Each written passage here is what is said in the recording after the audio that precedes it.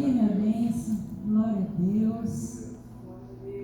Olha, parece que não, né? Duas mocinhas aqui em cima do altar, mas olha, faz anos, acho que mais de 20, ou mais de 30, né, minha bênção? Há mais de 35 anos. Vamos lá, vamos colocar mais anos aí, né? É que Deus tem feito grandes coisas, né, na sua vida. Que ela parece uma menininha, mas conheço. E para quem não conhece a Silvinha, ela é irmã da nossa irmã Silma, tá?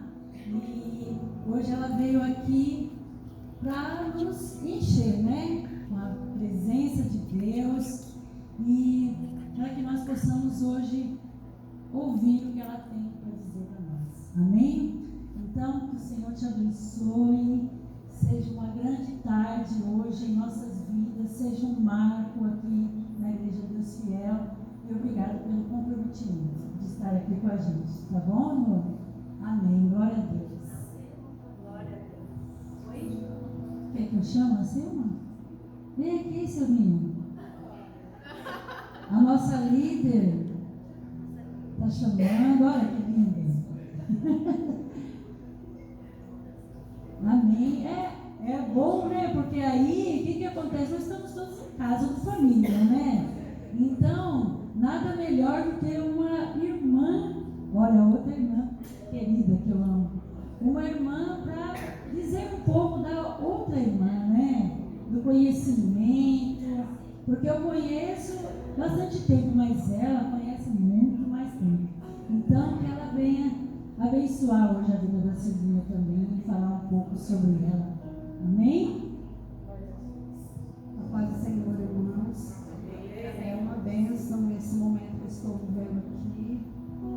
É fruto de oração, isso que eu estou vivendo aqui hoje.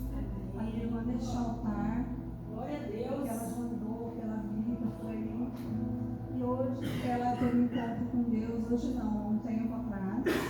Ela é batizada desde jovem. E hoje ela é membro da Igreja Batista. Acho que ela vai falar, né? E ela tem um projeto, ela faz um trabalho. E ela não é minha irmã, ela é minha filha. Glória a Deus. É eu que cuido, né, na hora das provas. E a gente está sempre junto e unido, né? É aquela irmã que ela está lá, a gente nunca se fala, mas quando precisa, uma está do lado da outra.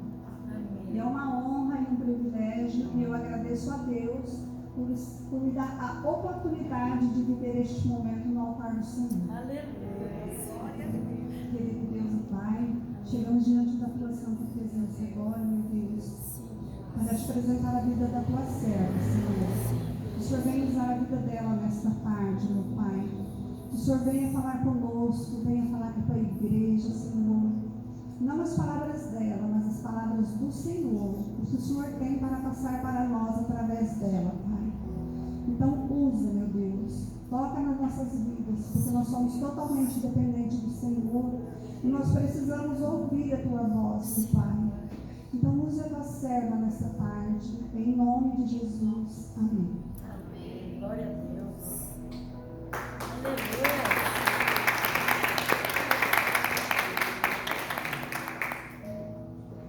Boa tarde a todos. Conheço bastante gente aqui, todas as carinhas são reconhecíveis aqui. E é uma honra para mim estar aqui hoje, uma honra mesmo. Obrigada pela oportunidade e por abrir esse espaço aqui para mim. Que Deus me use como um simples canal, porque nós somos, né? Um canal que venha o Espírito Santo dele e conduza a melhor palavra para todos vocês. Nós vamos falar de alguma coisa que já dá taquicardia. Já dá uma taquicardia aqui no coração, né? Que é a ansiedade. O que é a ansiedade? Alguém pode me falar o que é a ansiedade? O que significa ansiedade para você? Preocupada com uma coisa que ainda não aconteceu. Preocupada com uma coisa que ainda não aconteceu. mais? Angústia. O que mais? Expectativa. O que mais? Excesso? Excesso de futuro. Interessante. O que mais? Alguém tem alguma outra perspectiva do que é a ansiedade?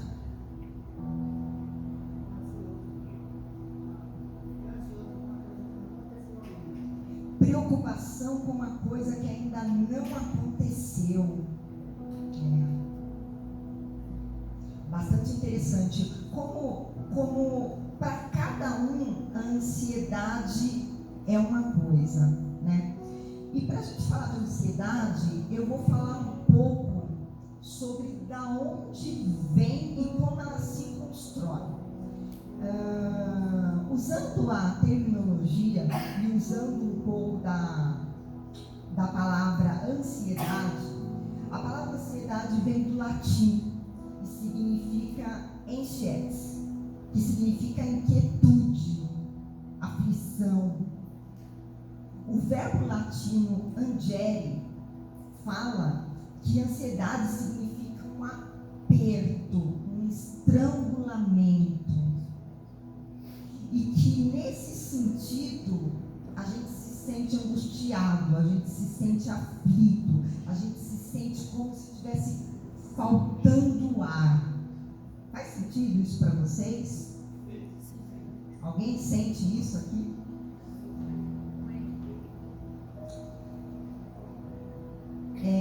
Eu tenho a impressão que parece que a gente já nasce com ansiedade, né? Enquanto nós somos bebezinhos ali na barriga da mãe, a gente está dentro de um ambiente super controlado, quentinho, seguro, nutrido. A gente tem tudo que a gente precisa dentro da barriga da mãe, né? E quando a gente sai, é um despertar para o mundo, é um despertar para vários sentidos, para várias coisas, né? É o som, é as luzes, é as vozes, é alguém me pegando, é o choro que vem porque eu quero me nutrir, eu quero comer. Então parece que a ansiedade já nasce aí, né? O que eu vou comer? Eu quero, então eu choro para poder ter o alimento, eu quero ali o alinhamento da mãe. Enquanto eu estava no colo, enquanto eu estava na barriga, estava tudo bem. Saiu da barriga, começa. E isso pode ser comparado, né? Essa metáfora do bebê, ela pode ser comparado como a gente é jogado para um ambiente externo. Então esse ambiente externo que tem tanto estímulo, é estímulo toda hora, é estímulo todo momento.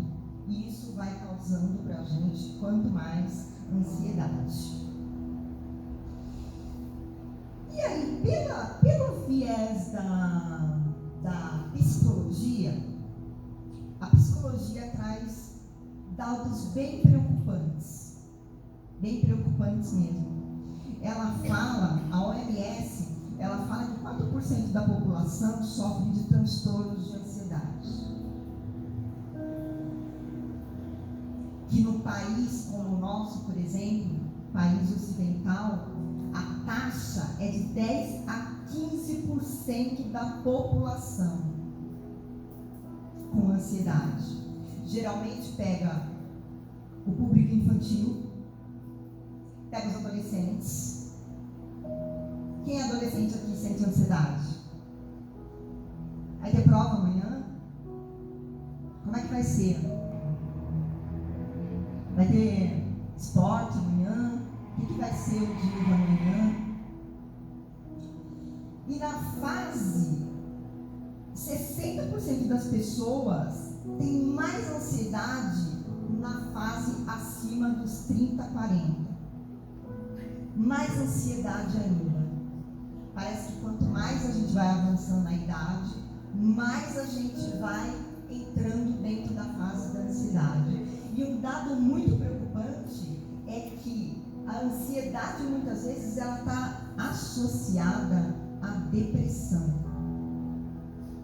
Excesso de preocupação que se torna depressão. Depressão que se torna doença.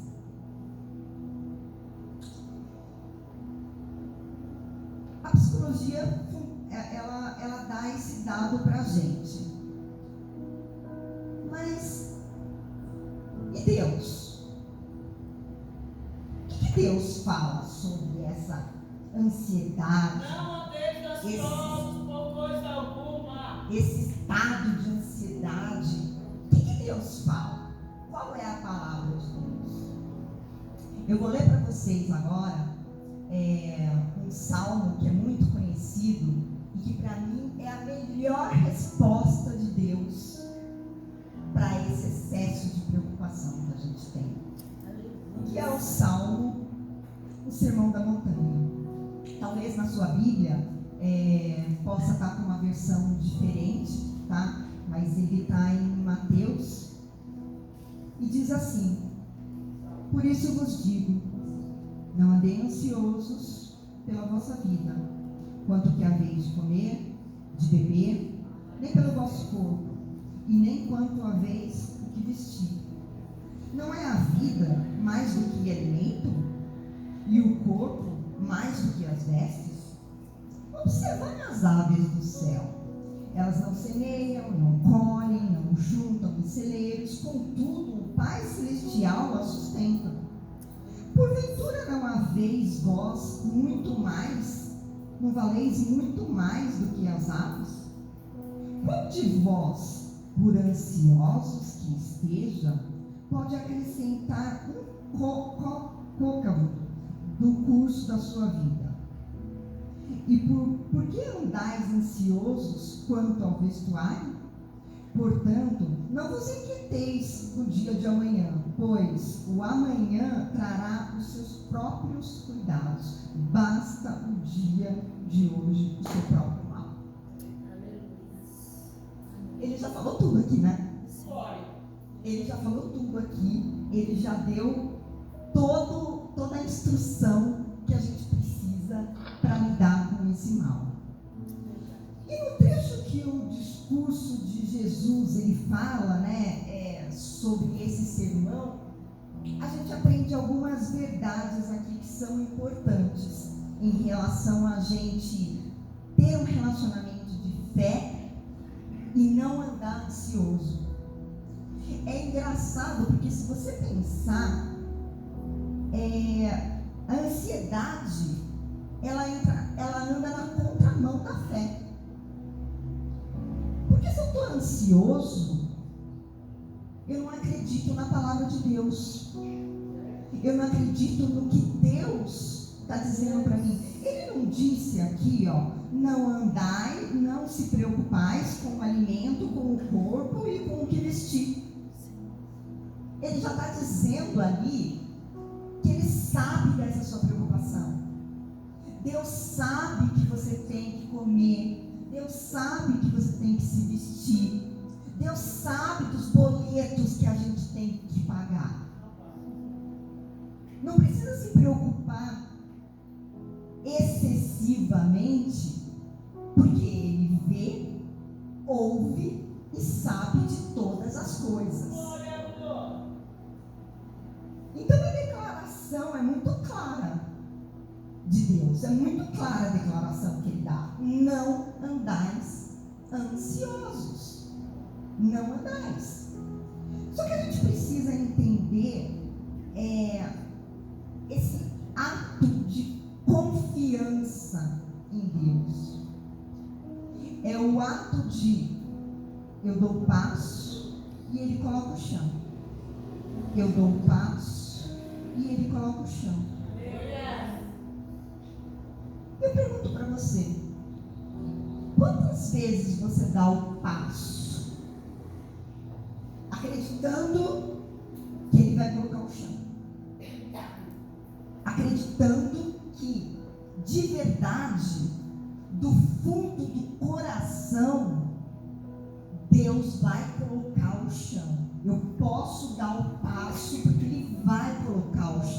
eu acredito que Ele vai colocar o chão. Isso é só da boca para fora? Ou vem do coração essa fé? Essa fé que Deus vai prover todas as coisas é do coração ou é da boca? Falar é fácil, né? Falar é muito fácil, tudo bem. Mas o quanto eu sinto isso de verdade? E o quanto eu sinto que realmente Deus vai prover a minha necessidade? É interessante a gente pensar que o Senhor está dizendo, né? Na sua jornada, na sua caminhada aqui na terra, não adianta ficar preocupado, porque isso não vai te acrescentar em absolutamente nada. Se você ficar sem dormir, se você ficar sem comer, se você ficar doente, se você ficar em depressão, nada disso vai adiantar, nada vai mudar aquilo que eu tenho para você. Nenhuma folha cai sem os desígnios de Deus. Nenhuma folha cai. Se nenhuma folha cai sem os desígnios de Deus, então significa que está tudo certo. É só eu dou um passo e Ele coloca o chão. Eu dou um passo e Ele coloca o chão. Então eu não tenho que me preocupar excessivamente com isso. Quando eu falo, tem uma coisa que, quando eu falo que a gente não tem que se preocupar, eu não estou falando sobre a gente sentar no sofá e esperar que as coisas aconteçam. Não é sobre isso. Não é sobre isso, definitivamente não é sobre isso. É sobre você ter responsabilidades. É sobre você fazer a sua parte e esperar no Senhor. É muito diferente. Muito diferente. Você saber que você está fazendo. É o passo, gente. Eu dou passo. Eu dou passo, Ele coloca o chão. Eu dou passo, Ele coloca o chão. Mas eu tenho que dar o passo. Não vai acontecer sozinho. Eu tenho que dar o passo. Eu quero passar na prova. Eu tenho que estudar. É o passo. Eu quero melhorar a minha saúde. Eu tenho que parar de comer besteira. É o passo. Eu quero ser melhor, prosperar na vida. Eu tenho que dar um passo. Eu tenho que fazer. Se eu não fizer, definitivamente não vai acontecer. Porque Ele está conosco. Mas nós temos que fazer a nossa parte. Tem um preâmbulo que eu gostaria de fazer aqui. Não me levem a mal o que eu vou falar agora. Mas é um pouco sobre o mimimi que a gente tem. Me fizeram, me magoaram, me chatearam. Eu não faço as coisas porque é me.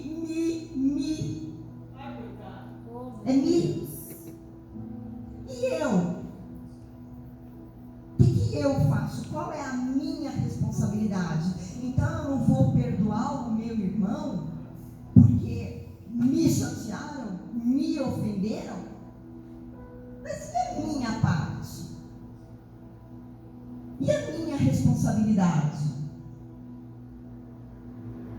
Então é um pouco sobre a gente trazer essa maturidade, ser um pouco mais maduro e entender essa responsabilidade que chama a gente a ter uma fé madura. A fé madura é sobre a gente entender que nós temos as nossas responsabilidades, que Deus anda conosco, mas que nós precisamos parar de ser infantis. Fiquei chateado com Ele, fiquei magoado com Ele, não falo mais com ele, não converso mais com ele. É ter um pouco mais de maturidade sobre isso. Tem uma música que tem uma letra que é muito interessante, que diz assim: onde você vê deserto, eu vejo processo. Onde você sente dor, eu vejo experiência para você poder contar lá na frente. Você enxerga a perda, eu enxergo o livramento. Glória. Então é sobre um pouco a gente entender que nenhuma folha cai sem os desígnios de Deus. Se eu estou passando pelo que eu estou passando, Deus está comigo. Eu entendo que esse é o meu processo. Muitas vezes eu tenho que passar por um processo difícil. Quantos exemplos a gente não tem na Bíblia de dores? O próprio Jesus, quanta dor ele não teve que passar, quanta dor ele não teve que suportar. Foi um processo, é um processo. E quando eu falo de dor, quando eu falo da gente olhar um pouco para essas dores, é a gente olhar para frente e não ficar olhando para o passado, para trás. É olhar pelo retrovisor apenas como experiência.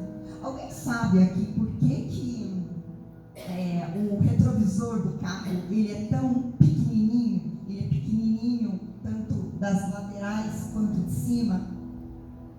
É porque é para a gente só olhar o que está atrás. Não é para eu ficar lá. Não é para eu ficar presa naquele passado.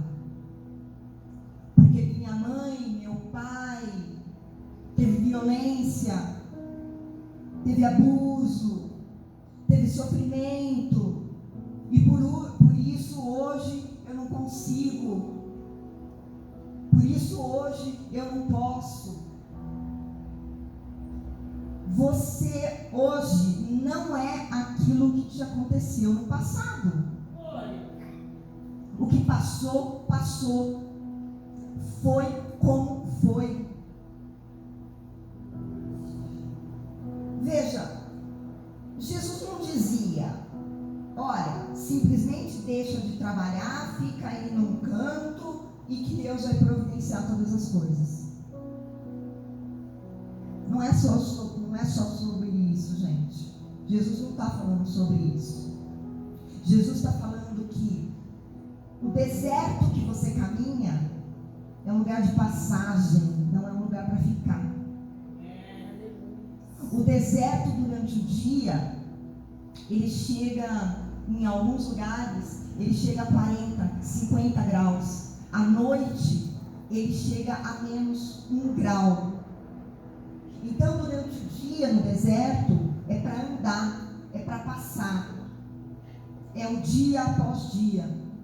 Não é para ficar no deserto, não é para ficar nas situações ruins. Então, se você está vivendo alguma situação ruim na sua vida hoje, entenda que isso é para passar, é passageiro. Não é para ficar nesse deserto. Deserto é um lugar de passagem. E quando a frase diz assim: não andeis ansiosos por coisa alguma, não é apenas um mandamento de Jesus, mas é um encorajamento que Ele nos dá. É uma palavra dizendo: olha, eu estou com vocês. Olha, vocês não estão sozinhos. Eu estou aqui, presente na vida de vocês. Em Mateus, tem uma palavra que eu gosto bastante, que é Mateus 11, 28, que ele diz assim: vinde a mim todos os que estáis cansados e sobrecarregados. Ai, não é um alívio isso, gente?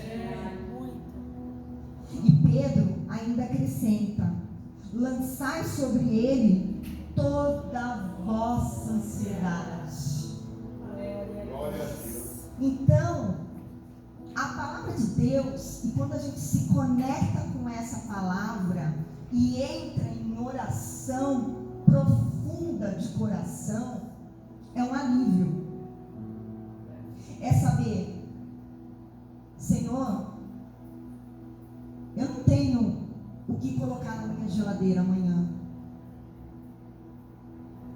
mas eu não sei como vai ser, mas eu dou o passo. Eu sei que o Senhor vai providenciar. Eita glória. Eu não tenho dinheiro para pagar o meu aluguel. Tenho a menor noção como que eu vou fazer. Eu dou o passo e Ele vai colocar no chão. É confiar que Ele vai fazer. Senhor, eu ando tão preocupada com os meus filhos, com o estudo deles. Eu não tenho dinheiro para pagar a escola.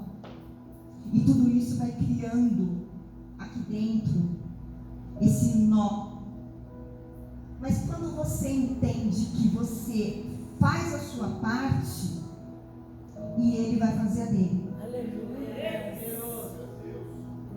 É confiar de todo o coração, que Deus vai fazer a parte dele.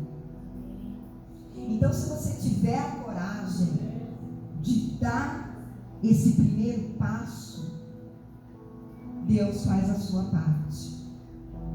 E eu quero desafiar um pouquinho você que acha que já é tarde demais, eu já tenho uma certa idade, eu já fiz tudo o que tinha para fazer, os meus sonhos já estão guardados na gaveta. Tem um dado interessante aqui, uma curiosidade, que os ganhadores do Prêmio Nobel tinham mais de 60 anos. E todos esses vencedores do Nobel de Economia variam em torno de 67 anos. Ou seja, não é tarde demais para começar absolutamente nada. Nós temos exemplo claro na Bíblia, que um ancião foi pai em quase 100 anos. Ele abandonou o sonho dele? Ele não abandonou. Ele permaneceu firme no sonho dele, que era de ser pai. Deus prometeu isso para ele.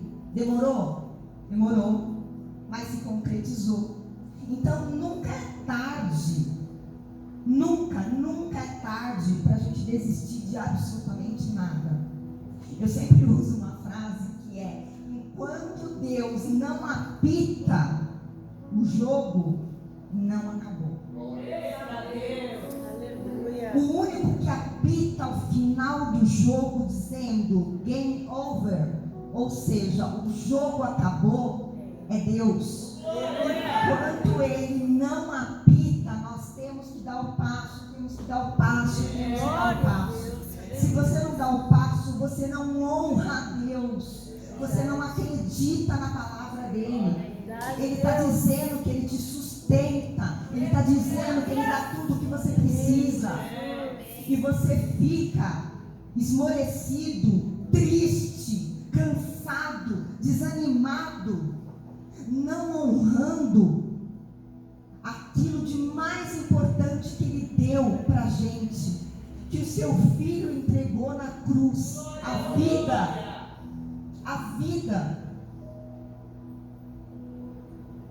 Como é que a gente fica quando a gente não honra a Deus? Quando a gente simplesmente entrega a vida dizendo: não tenho mais vontade de nada, simplesmente não quero mais, já é tarde para mim, acabou o meu tempo. E aí eu pergunto para você: quando é que a gente se perdeu? Quando é que a gente se desconectou de tudo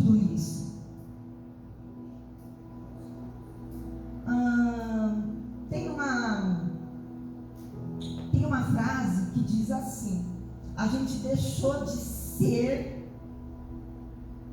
para ter. É sempre lá fora, não é aqui dentro. É sempre lá fora, é sempre no externo. Eu tenho que ter a melhor roupa, eu tenho que ter o melhor celular, eu tenho que ter prestígio, eu tenho que ter dinheiro. É sempre sobre ter e não ser. Só a casca. Só a casca. Então a gente tem sempre essas distrações que eu chamo, né? As distrações da televisão, da rede social, da comparação. Então eu não sou. Eu tenho que ter. Eu tenho que ter. E esse ter é o que gera essa angústia.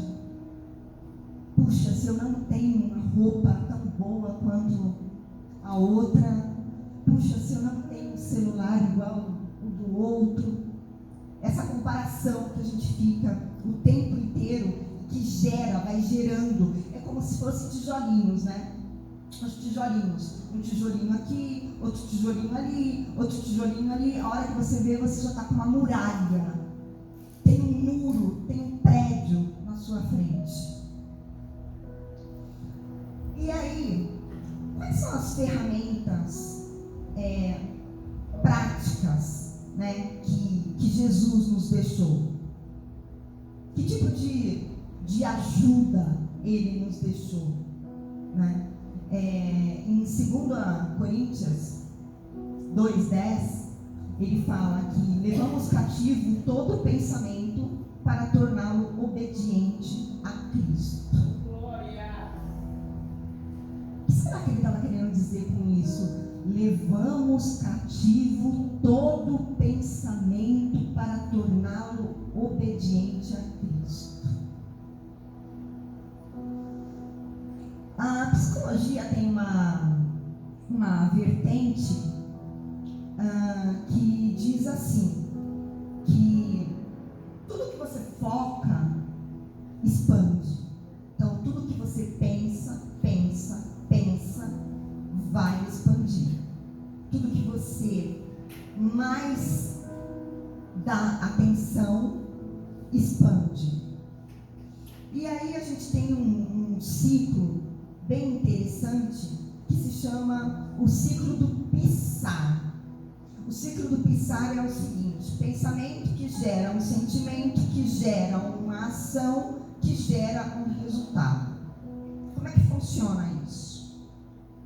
Pensamento, tá aqui, pensei em alguma coisa, não tenho dinheiro, pensei, logo que eu penso isso, vai me gerar um sentimento. Qual é o sentimento? Preocupação, angústia. Como é que eu vou fazer? Eu não tenho dinheiro, e agora? E logo que eu penso e sinto isso, eu tenho um resultado. Qual é o resultado? O resultado é a ação que ou eu dou o passo, ou eu fico sentado no sofá paralisado.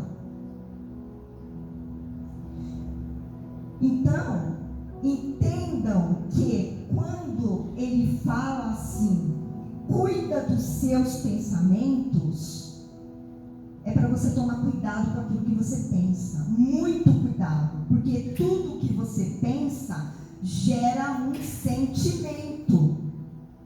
E o sentimento vai se transformar numa ação que vai dar um resultado. Ah, bobagem tudo isso, imagina que eu penso qualquer coisa e acontece. Tá bom, então pensa agora num elefante de macacão de bolinha amarela. Todo mundo pensou.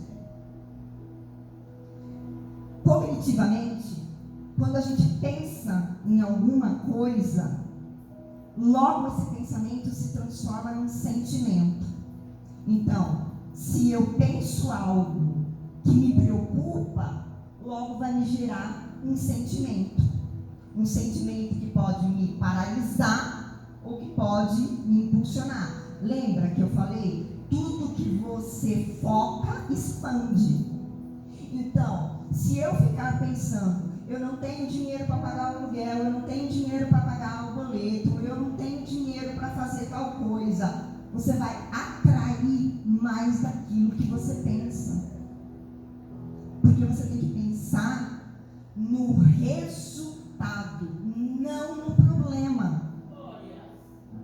Então você deveria pensar, eu vou arrumar uma forma de fazer mais dinheiro.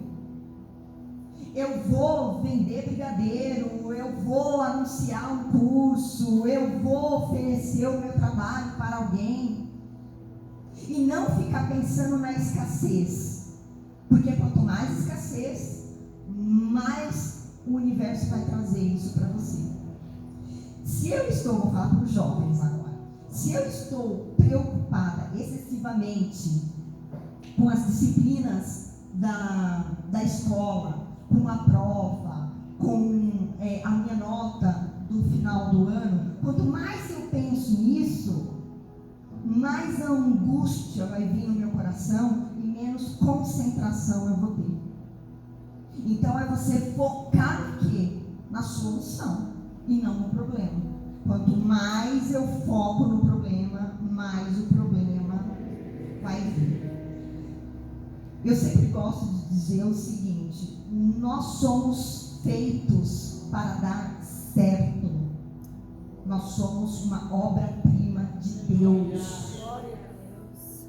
Deus não nos criou para viver com doença, para viver com problema, para viver sem dinheiro, para viver infeliz, para viver angustiado. Definitivamente, eu não acredito nisso, gente. Eu acredito que Deus nos criou para sermos felizes. Felizes. E por que você acha que essa orientação e para o coração e para a mente, eles são tão importantes? Bom, a razão está num princípio muito conhecido. Seus pensamentos se tornam palavras, suas palavras se tornam ações e suas ações se tornam seus hábitos. E os hábitos moldam o seu caráter. Se você pensa, eu não gosto de fulano, não vou com a cara de fulano, logo isso vai gerar um sentimento. Logo esse sentimento vai gerar uma ação. Eu vou passar pela pessoa e vou fingir que eu não conheço. Logo isso vai ter um resultado. E aí eu pergunto para vocês, o quanto a gente se molda pelo caráter e pelas ações de modelos que Jesus nos deixou? Será que foi essa a orientação?